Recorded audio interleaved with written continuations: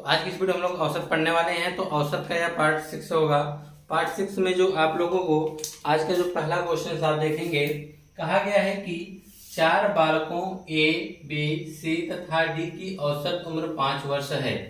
ठीक है, कोई 4 बालक हैं ए, बी, सी तथा डी, जिनकी औसत उम्र कितना बताया जा रहा है? 5 वर्ष है। फिर कहा गया है कि ए, बी, डी है तथा ई की औसत उम्र 6 वर्ष है। और कहा गया है कि सी की आयु 8 वर्ष है, तो ई की आयु आपको ज्ञात करनी है। देखिए, आपको जो चीजें पता है पहले उसको आप यहाँ पे लिख सकते हैं। ठीक है, हमको पता क्या है? ए, बी, सी और डी, यानी ए, बी, सी और डी की जो इनकी औसत उम्र दिया गया है वह कितना दिया गया है? 5। कितना दिया गया है? 5 वर्ष दिया गया है। तो इनकी आयु का अगर हम योग निकालेंगे तो आपको क्या करना पड़ेगा? कितनी संख्या है? 1, 2, 3, 4, तो हमको 4 से इधर गुणा कर देंगे तो हमको मिल जाएगा क्या? 20। यानी उनकी जो उम्र है चारों की वह टोटल कितनी है? 20 वर्ष है। ठीक है, अब आगे कहा जा रहा है कि बी, डी, यानी ए से लेके हैं ए, बी, डी तथा ई, ए, बी, डी तथा ई की जो औसत उम्र बताया जा रहा है 6 है, जिनकी भी संख्या 1, 2, 3, 4, तो 4 हम 4 से गुणा करेंगे कितना आ जाएगा? 24। ठीक है, और आगे कहा जा रहा है कि जो इसमें सी है, सी की जो आयु बताया जा रहा है वह 8 वर्ष है। सी की आयु कितना बताया जा रहा है? 8 वर्ष है। यानी आपको ई की आयु निकालनी है, तो आप ई की आयु किस प्रकार से निकालेंगे उसको देखिएगा। तो आप देखिए, अगर यहाँ पर सी की उम्र 8 है, यहाँ पे सी की उम्र अगर हम 8 यहाँ पे रखेंगे, देख रहे हैं कि नहीं, और टोटल कितनी है? 20 है। चलिए इसको हटाइए, टोटल कितनी है? 20 है। तो हम 8 उधर करेंगे तो जाके घट जाएगा, तो 8 इधर घट के कितना आ जाएगा? 12। कितना आ जाएगा? 12। यानी आप कह सकते हैं ए, बी, डी की उम्र कितना है? 12 वर्ष है। तो ए, बी, डी की उम्र आप ध्यान कितना रख सकते हैं? 12 प्लस ई बराबर में कितना आ जाएगा? 24। और 12 उधर घटा देंगे तो ई बराबर कितना आ जाएगा? 12। तो आप कह सकते हैं कि जो ई की आयु पूछा गया है, ई की आयु कितना आएगी? 12 वर्ष आएगा। ई की आयु कितनी आएगी? 12 वर्ष आएगी। कुछ करना नहीं था, बस आपको लिखना था ए, बी, सी तथा डी। तो ए, बी तथा सी, डी की उम्र जो आपकी कितनी आई थी? 20। तो आपने सी की उम्र को उधर घटा दिया, ए, बी, डी की उम्र कितना आ गई? 12।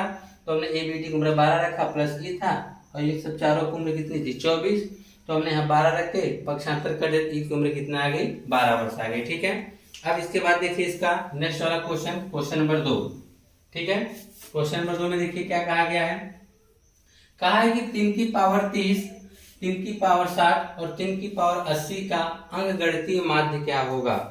यानी 3 की पावर 30 यहाँ पर है, और फिर 3 की पावर 60 है, और 3 की पावर कितना है? 80 है। तो इनका आपसे पूछा जा रहा है कि अंकगणितीय माध्य क्या होगा। तो यहाँ देखिए 3 संख्याएं हैं। कितनी संख्याएं हैं? 3। तो आप जानते हैं, तो हम लोग इसका माध्य कैसे निकालेंगे? तीनों संख्याओं का योग बटे 3 कर देंगे। तीनों संख्या का योग 3 की पावर 30, 3 की पावर 60 प्लस 3 की पावर 80 बटा 1, 2, 3 संख्या है तो बटा हम 3 कर देंगे। औसत का फार्मूला ये होता है ना कि दिए गए सभी संख्याओं का योग बटे क्या होती है? संख्याओं की संख्या। अब इसको आप क्या करेंगे? 3 की पावर 30 करेंगे? जी नहीं, बिल्कुल नहीं। तो अब आप क्या करेंगे? ए भी 3 है, ए भी 3 है, ए भी 3 है, तो हम यहाँ से 3 क्या करेंगे? एक ठो कॉमन निकाल लेंगे। एक हम 3 कॉमन निकालेंगे, सबकी पावर एक एक क्या हो जाएगी? कम हो जाएगी। यानी 3 की पावर 29 हो जाएगा, प्लस 3 की पावर 59 हो जाएगा, प्लस 3 की पावर 79। ठीक है, और बटा में यहाँ पे देखेंगे, बटा में 3 हो जाएगा, 3 से 3 कट जाएगा, बचा क्या? 3 की पावर 29, 3 की पावर 29 प्लस 3 की पावर 59 प्लस 3 की पावर 49, यही आपका क्या आ जाएगा? आंसर आ जाएगा। ठीक है, अब हम बात करते हैं इसका अगला वाला टॉपिक, जो अगला क्वेश्चन है, क्वेश्चन नंबर 3। ठीक है, आइए क्वेश्चन नंबर 3 को देख लिया जाए। क्वेश्चन नंबर 3 है कि एक विद्यार्थी को x का मान ज्ञात करने को कहा गया। ठीक है, एक विद्यार्थी को x का मान ज्ञात करने के लिए कहा गया यदि दिए गए 12 संख्याओं, दिए गए 12 संख्याएं कौन कौन सी हैं? 3, 11, 7, 9, 15, 13, 8, 19, 17, 21, 14 एवं x, ये जो संख्याएं 12 दी गई हैं, इन टोटल का समांतर माध्य कितना आया है? 12 आया है। तो इसमें आपको बताना है x का मान। तो जब क्वेश्चन इस प्रकार से आए और इनमें कोई क्रम ना हो, इनमें कोई क्रम ना हो, तब देखिए आपको क्या करना पड़ेगा, तब आप देखिए आपको यही करना पड़ेगा कि सबको जोड़कर जितनी संख्या है उससे क्या करना पड़ेगा, भाग देना पड़ेगा। ठीक है, इसको जोड़ेंगे तो हो जाएगा 3 + 11 यानी 14, 14 7 21, 21 में जोड़ेंगे तो हो जाएगा 30, 30 में 15 में 45, 45 में अगर आप 13 जोड़ेंगे तो 45 3 48 10 58 हो जाएगा। 58 में अगर आप 8 जोड़ेंगे तो हो जाएगा 66, 66 में अगर आप 19 जोड़ते हैं तो 66 में अगर आप 19 जोड़ते हैं तो हो जाएगा 85, 85 में अगर आप 17 जोड़ते हैं तो 102 हो जाएगा। 102 में आप 121 जोड़ते हैं, 102 में अगर आप 21 जोड़ते हो जाएगा 23, 23 में आप जोड़ते हो जाएगा 137 प्लस x। तो आप यहाँ पे लिख सकते हैं 12 बराबर 137 प्लस x और बटा में क्या हो जाएगा 12। देखिए क्या होता है, यह 12 आपका औसत है, क्योंकि फार्मूला क्या होता है, औसत बराबर सभी संख्याओं का योग बटे संख्या होती है ना। तो आपने औसत 12 लिख दिया और सभी संख्याओं के योग हमने सभी को जोड़ कितना है 137 और प्लस में क्या गया x बटे टोटल कितनी संख्या 12, सभी पदों के योग बटे क्या हो गई संख्या, औसत कितना आया है 12। तो 12 बढ़ाइए कितना हो जाएगा 144 हो जाएगा, 144 प्लस 37 प्लस x हो जाएगा। इसको इधर घटा देंगे तो x बराबर क्या आ जाएगा 7 आ जाएगा। तो आप कह सकते हैं जो इसमें x बराबर जो उसका वैल्यू गायब है, x का जो मान निकालना वो कितना आएगा 7 आएगा। ठीक है, हम बात करते हैं चौथे सवाल का। चौथे वाले भी आपको वही करना पड़ेगा जो इसमें किया गया है। ठीक है, चौथे वाले में देखिए क्या करना, आप जब तक लिखेंगे उसी तरह इसको आप जोड़ सकते हैं। ठीक है, आपको पता है कि इनका औसत दिया है 15, तो आप डायरेक्ट लिखिए 15 बराबर, अब यहाँ पे योग लिख दीजिए बटे संख्या कितनी है गिन लीजिए 1 2 3 4 5 6 7। ठीक है, 7 छोड़ तो यहाँ पे हम 7 लिख देते हैं। अब इसके बाद सबको जोड़ दीजिए। ठीक है, देखिए 7 और 11 को आप जोड़ोगे तो जाएगा 18, 18 में आपको 15 जोड़ना है तो 18 5 23 10 23 हो जाएगा, 33 हो जाएगा। 33 में आपको जोड़ना है 14, तो 33 में अगर आप जोड़ लेंगे 37 37 10 कितना होगा 47, 47 में फिर 21 जोड़ना है, 47 से 48 20 68 हो जाएगा। 68 में अगर आप 5 जोड़ते हैं तो 68 में आप 5 जोड़ते हो जाएगा 73, 73 20 कितना हो जाएगा 93, यहाँ हो जाएगा 93 प्लस कितना देखिए यहाँ पे x है तो x लिख दीजिए। ठीक है, इसके इधर उड़ा कर लीजिए 15 7 कितना हो जाएगा 105 बराबर 93 प्लस x होगा। ठीक है, अब हम क्या करेंगे इसको लाके इधर घटा देंगे तो 105 में से हम क्या घटाएंगे 93 घटाएंगे। ठीक है, तो बराबर में क्या x 5 में 3 घटाएंगे तो 10 में से गया, यानी x बराबर कितना आ गया 12, यानी इसमें जो x का मान कितना आएगा 12 आएगा। ठीक है, हाँ थोड़ा सा अपने कैलकुलेशन आपको फास्ट रखिएगा जोड़ने की। ठीक है, अब हम बात करते हैं पांचवा क्वेश्चन कि पांचवें क्वेश्चन में क्या कहा गया है। ठीक है, तो पांचवें क्वेश्चन में देखिए, पांचवें क्वेश्चन में कहा जा रहा है कि 40 छात्रों की एक कक्षा में लड़कों और लड़कियों का अनुपात 7:3 है। कोई 40 छात्र की एक कक्षा है जिसमें लड़के और लड़कियों का अनुपात दे रखा है कितना 7:3 है। कहा है लड़कों का औसत अंक 65 है और लड़कियों का औसत अंक 72 है, तो पूरी कक्षा का औसत अंक आपको बताना है। तो देखिए जब आपको लड़कों और लड़कियों का औसत पता है तो आप इसकी सहायता, अनुपात पता है तो इसकी सहायता से आप इनकी संख्या अलग अलग निकालने के चक्कर में ना पड़कर एक छोटा सा ट्रिक अपनाइएगा। मान लीजिए कि लड़कों की संख्या, देखिए पहले लड़का को नाम लिया है ना, तो मान लीजिए लड़कों की संख्या 7 है और लड़कियों की संख्या कितनी है 3 है, तो हम इनका योग निकालते हैं। जैसे 7 लड़के हैं और इनका जो औसत है कितना है 65, यानी हर लड़का 65 अंक पाता है, तो 7 लड़के कितने पाएंगे, तो हम 7 गुणे क्या कर देंगे 65 प्लस। अब लड़कियों का देखेंगे 3 लड़कियां हैं और हर लड़की 72 पाती है, तो कितना टोटल हो जाएगा 72 गुणे 3 बटे। अब हम इनकी बात करते हैं, यह हो गया संख्याओं का योग बटे। अब हमारा जो संख्या आएगी बच्चों का, तो 7 3 10 रखेंगे, ना कि कितना रखेंगे 40 रखेंगे।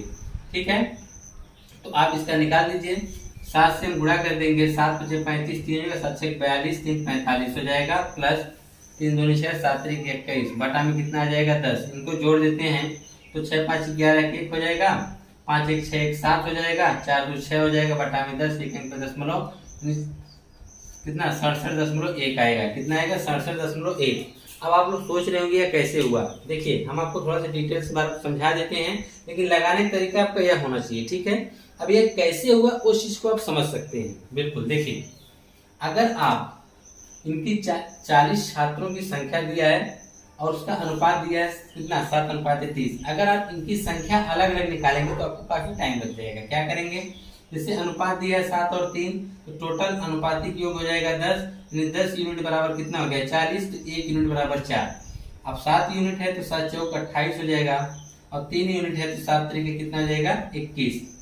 कितना हो जाएगा 7 तरीके नहीं 4 3 12 होगा जी। ठीक है, अब 28 तो आपके लड़के हैं और 12 तो लड़कियां हैं। अब 28 12 जब तक निकालेंगे, उससे अच्छा क्यों ना हम लोग मान ही लें कि हमारे पास जो बच्चों की संख्या लड़कों की संख्या और 7 है और लड़कियों की संख्या क्या है 3, बस उससे 4 गुना कम है। अब हमारे पास लड़के और लड़कियों हमने 7 और 3 मान लिया इस अनुपात के हिसाब से। अब आगे क्या करेंगे, आपको पता है कि एक लड़के का जो औसत अंक 65 है, लड़के का औसत अंक कितना है 65। एक लड़का अगर 65 पाता है तो 7 लड़के कितने पाएंगे, तो हमने 7 से उसमें गुणा कर दिया। अब बात करते हैं कि 3 लड़कियां, एक लड़कियां 3 है, हर लड़की 72 अंक पाई है, तो 72 हमने 3 का गुणा कर दिया। तो हमको पूरी कक्षा का औसत निकालना है, तो पूरी कक्षा का औसत के लिए हमको क्या करना पड़ेगा, पूरी संख्याओं पूरी कक्षा के हमको अंकों का योग करना पड़ेगा। तो लड़कों के अंकों का योग यह है, लड़कियों के अंकों का योग यह है। हमने इसका गुणा किया तो 455 और 216 आ गया। लड़कों ने टोटल 455 अंक पाया था, लड़कियों ने टोटल कितना अंक पाया था 216। अब टोटल इनकी संख्या कितनी थी, हमने 7 और 3 पे तुलना किया है, तो 7 और 3 में कितना हो जाएगा 10 हो जाएगा। हमने जोड़ के 10 से भाग कर दिया, कितना आ गया 67.1, यानी पूरी कक्षा का जो औसत अंक आएगा वह 67.1 आएगा। ठीक है, इस तरह से आप करिएगा, बहुत ही आसानी से लग जाएगा। ठीक है, अगर आप इनका गुणा करके लगाएंगे तो आपको इसमें फिर गुणा करना पड़ेगा किससे, 7 चौक 28, 28 से गुणा इसमें करेंगे, फिर इसका आएगा 12 गुणा इसमें करेंगे, तो काफी टाइम लग जाएगा। ठीक है, इस तरह से आप लोग क्वेश्चन को सॉल्व करिएगा। अब इसके बाद इसका जो नेक्स्ट क्वेश्चन है छठा वाला देख लीजिए, क्वेश्चन नंबर 6। इसमें क्या कहा गया है कि किसी कक्षा के 60 छात्रों का औसत भार 55 है। कोई 60 छात्र हैं जिनका औसत भार कितना दिया है 55 दिया है। यदि लड़कियों का औसत भार 50 किलोग्राम, लड़कों का औसत भार 65 किलोग्राम हो तो लड़के एवं लड़कियों की संख्या अलग अलग बतानी है कि कितने लड़के होंगे और कितनी लड़कियां होंगी। इनकी संख्या आपको क्या करना है बताना है। तो देखिए ऐसे क्वेश्चंस को आप किस प्रकार से लगाएंगे, तो देखिएगा एक चीज याद रखिएगा कि कक्षा में कितने कक्षा में क्या है 2, जिसे कक्षा में एक तरफ लड़के हैं और दूसरी तरफ मान लीजिए गर्ल है। ठीक है, एक तरफ बॉय दूसरी तरफ क्या है गर्ल है। ठीक है, अब क्या किया गया, इनकी संख्या अलग अलग, इनका औसत भार अलग अलग दे दिया है और इन दोनों का मिला के भी एक दे दिया है। तो ऐसे में क्या करते हैं, जब ऐसे क्वेश्चन आने लगे कि इनका अलग अलग भी पता हो और दोनों को मिला के भी पता हो इनका औसत, तो ऐसे कंडीशन में लोग मिश्रण के नियम का उपयोग करते हैं। कैसे, जैसे मान लीजिए यहाँ बी बॉय हो गया, लड़कों का जो औसत भार है वो कितना है 55 है, सॉरी 55 नहीं, लड़कों का देखिए यहाँ पे दिया है, लड़कों का औसत भार 65 है और लड़कियों का जो औसत भार कितना है 50 है, और दोनों का मिला के कितना औसत भार दिया गया है 55। ठीक है, तो इस प्रकार से करेंगे, इन दोनों में कितने का अंतर है 5 का, इसमें कितने का अंतर है 10 का अंतर है। ठीक है, तो अगर आप यहाँ से देखेंगे अनुपात निकलेंगे तो 5 का 5 5 दूना 10, यानी आ जाएगा 1:2। कितना आएगा 1:2 आ जाएगा।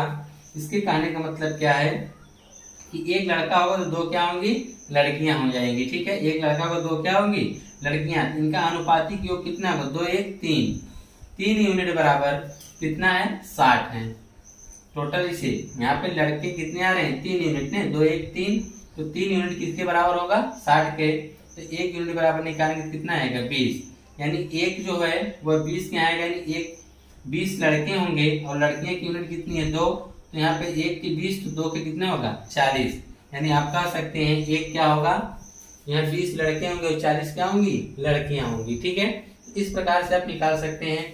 एक तरीका और भी है, तो इनका अनुपात देखिए तो कितना है 1:2 है, तो अगर लड़कों का निकालना होगा तो 1/2 एक कितना करना पड़ेगा 3, गुणे संख्या कितनी है 60, भाग करेंगे कितना आएगा 20, एक तरीका यह भी है।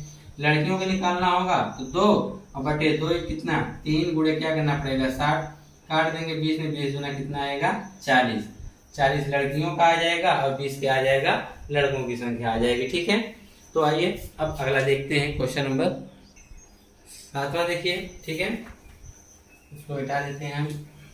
अब 7वां देखिए, सातों में क्या कहा जा रहा है आपसे, कहा गया कि 12 पारियों के बाद एक बल्लेबाज का प्रति पारी औसत कितना था, 55 था। ठीक है, यानी 12 पारियों में उसका औसत कितने का था, 55 था। फिर कह रहा है 14 पारियों के बाद उसका औसत स्कोर बढ़कर 60 हो गया, यानी 14 के बाद उसका स्कोर कितना हो गया, 60 हो गया। यदि बल्लेबाज ने 14वीं पारी में पिछली पारी की तुलना में 20 रन अधिक बनाए थे तो उसने 13वीं पारी में कितने रन बनाए थे। तो आपसे पूछा जा रहा है कि उसने 13वीं पारी में कितने रन बनाए थे। तो पहले आप इस प्रकार के क्वेश्चंस को करने के लिए जो आपको पता है पहले उसको आप हल करिए। आपको पता है 12 पारियों में इसने कितना रन बनाया था, 55 की औसत से। तो हम देखेंगे 55 की औसत से 12 पारियों में टोटल कुल कितने रन बनाए थे।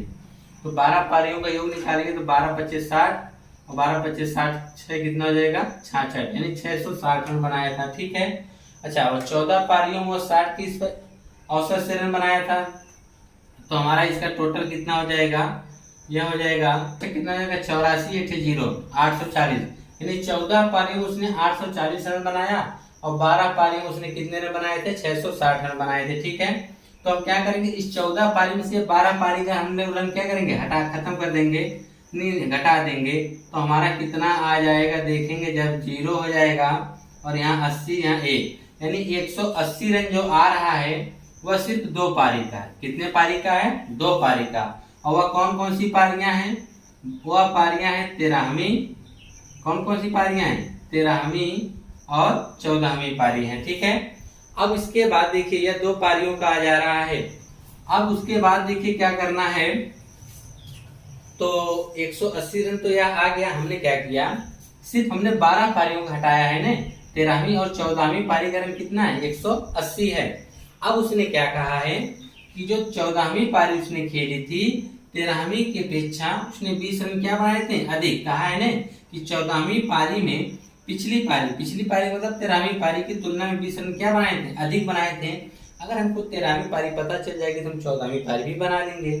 तो हम मान लेते कि 13वीं पारी में उसने x रन बनाया था, तो 14वीं पारी में उसने कितना बनाएगा, x + 20 रन बनाएगा ने, और दोनों को जोड़ने पर 180 आना चाहिए। दोनों को जोड़ने पर कितना आना चाहिए, 180 आना चाहिए। 20 उधर जाके घट जाएगा तो 2x बराबर कितना आएगा, 160।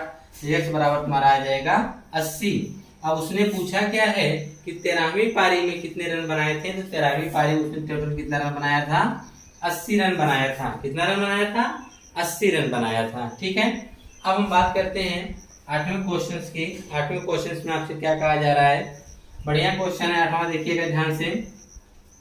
कहा क्या है, कहा है कि पहली 49 संख्याओं के घनों का औसत ज्ञात कीजिए।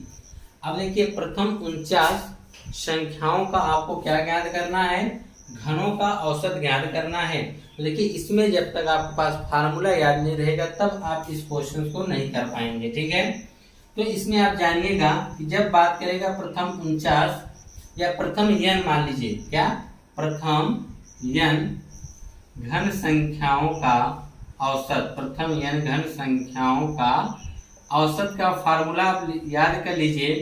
क्या होता है n+1/4।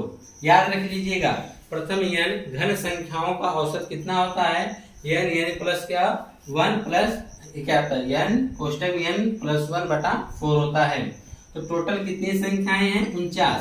तो n की जगह हम कितना रख देंगे, 49 गुणे है, देखिए 49 में 1 जोड़ेंगे कितना हो जाएगा, 50 बटा में कितना आ जाएगा, 4 आ जाएगा। ठीक है, अब इसी को हल कर देना है आपको। ठीक है, जब आप इसको हल करेंगे तो देखिए क्या आएगा, सॉरी यहाँ पे इसका स्क्वायर होगा, यहाँ पे क्या होगा, इसका स्क्वायर होगा, n कोष्टक में n+1 का होल स्क्वायर, यानी 50 का भी क्या हो जाएगा, स्क्वायर, यानी गुणे 50 हो जाएगा। अब इसी को हल करना है तो देखिए आप कैसे हल कर सकते हैं। छोटा सा हम ट्रिक आपको समझाने का प्रयास करते हैं, देखिएगा इसको किस प्रकार से किया जाएगा। इसे हम लिख सकते हैं 49 गुणे, अब देखिए इसको हम क्या लिख सकते हैं, 5 है ना, इसका जब 50 गुणा करेंगे कितना आ जाएगा, सीधी सी बात है 25 गुणे 100 आएगा। हम देखिए 5 का क्या 25, तो 2 0 100 और बटा में 4 से इसको काटेंगे कितनी बार कटेगा, 25 बार में, यानी 49 गुणे कितना आ गया, 25 का 25 में करेंगे तो 625 आ गया। अब 49 का गुणा आप 625 में करिए, या तो आप यह तरीका अपनाइए, लिख दीजिए 50 माइनस 1 गुणे 625। अब 625 के में आप 5 के गुणा कर सकते हैं आसानी से। 625 में 50 के गुणा करना चाहेंगे तो आप इस प्रकार से लिखिए, आपको कोई कंफ्यूजन नहीं रहेगा। 625 कोष्टक में आप लिख सकते हैं यहाँ पर 50 माइनस 1, ठीक है। अब इसका गुणा कर दीजिए आप, तो 5 का गुणा करना आसान होता है। 5 25 हो जाएगा 5, और यहाँ पे हो जाएगा 2 का, 5 10 2 12 2 से 1 का होगा, 5 31 1 31 8 0 माइनस इसका जब गुणा करेंगे आप तो आ जाएगा 625। अब 31 250 में से 625 को घटा दीजिए फटाक से, यहाँ आ जाएगा 5, यहाँ आ जाएगा 2, और यहाँ आ जाएगा 12 में से 6, यहाँ आ जाएगा 0 30, यहाँ पे आ जाएगा 30 625। यही आपका क्या आएगा, प्रथम 49 घन संख्याओं का औसत आएगा कितना, 30,625 आएगा, ठीक है। अब मान लीजिए इसी का अगर आपसे पूछ दिया जाए, यहाँ तो घन की बात किया है, अगर आपसे पूछ दिया जाए कि इसके वर्गों का औसत बताइए, तब आप क्या करेंगे। जब वर्गों का औसत पूछेगा तो यह फार्मूला देखिए, याद कर लीजिएगा, ये घन के लिए है। किसके लिए है, घन के लिए है। जब आपसे पूछे प्रथम n वर्ग संख्याओं का औसत, वर्ग संख्याओं का औसत जब आपसे पूछेगा, तब उसके लिए आप फार्मूला याद रखिएगा। तो उसके लिए होता है n+1 कोष्टक में 2n+1 और बटा में क्या आता है 6। क्या होता है, n+1 कोष्टक में 2n+1 बटा में क्या आता है 6। अगर इसको आप रखेंगे, मान लीजिए इसी का घन के बजाय बल्कि क्या कर देता, वर्ग कर देता। क्या कहता, वर्ग। तो आप यहाँ पे लिखते देखिए, यह 49 है, 49 में गुणेंगे क्या होगा 50 गुणे। अब देखिए इसमें 49 में 2 का गुणा करना, 49 गुणा 98 होगा, 98 गुणेंगे कितना आ जाएगा 99, 99 बटा कितना आ जाएगा 6 आ जाएगा। काट दीजिए, 3 से काटेंगे तो हो जाएगा 33, 3 से काटेंगे कितना आ जाएगा 33 है, 2 हो जाएगा, 2 से इसको काटेंगे तो कितना आ जाएगा 25। अब आपको 33 में 25 का गुणा करना है, तो यह गुणा आप लोग खुद कर लीजिएगा। यदि गुणा करिए 25 दिया कितना होगा 75, हाथ से 7 का हो जाएगा, 25 दिया 75, 75 में आप 7 जोड़ेंगे तो आ जाएगा 82, यानी 825 आ जाएगा। कितना आएगा 825 आ जाएगा, ठीक है। तो इस प्रकार से आज की वीडियो में इतना ही। अब मिलेंगे आपसे नेक्स्ट वीडियो में नेक्स्ट टॉपिक के साथ।